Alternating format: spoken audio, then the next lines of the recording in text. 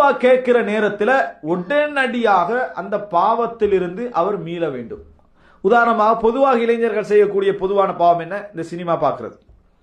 Cinema பார்த்துக்கிட்டே தௌபா கேட்டுடிக்கிறமா, யாரெல்லாம் இந்த பாவத்தை மன்னிச்சு நான் பார்த்துட்டு அப்படி கேட்டால் அது தௌபா இல்லை. உடனே அதை நிறுத்தி அந்த நேரத்தில் அவர் மனவர்த்தனை எப்படியெல்லாம் பார்க்கிறனே என்று சொல்லி வலி உண்டாகினாலும் அது தௌபா இல்லை. உடனே அந்த பாவத்திலிருந்து அவர் என்ன செய்யணும்?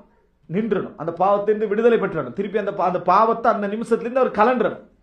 அதான் மிக பிரதானமா. பாவத்தில் இருந்து கொண்டு தௌபான்னு ஒன்று இல்லை.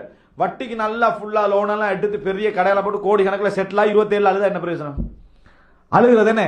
நான் எனது யாரெல்லாம் என்னை பாவத்தை மன்னிச்சுக்க என்ன செய்ய ஈடுபட்டுட்டீங்கன்னா தௌபால ஏற்றுக்கொள்ள விட மாட்டார்.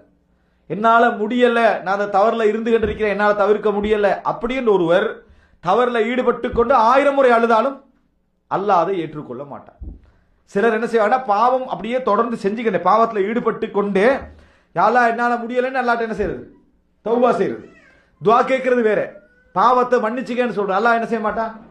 மன்னிக்க மாட்டான். இந்த பிரதான 3 நிபந்தனைகள். ஒன்று நதும் கவலை, இரண்டாவது அல் இக்லாமின தம் அந்த பாவத்துல இருந்து உடனே அவர் என்ன செய்யறது? விடுதலை பெறுறது. மூன்றாவது அல்லாஹ் யஊத ஃபி தம் அந்த பாவத்தை திருப்பி செய்யக்கூடாது என்றது அஸம். அஸம் அல்லாஹ் யஊத, அதாவது அலா அல்லாஹ் யஊத ஃபி தம் அந்த பாவத்தின் பக்கம் திரும்பி மீள மாட்டேன் உறுதி.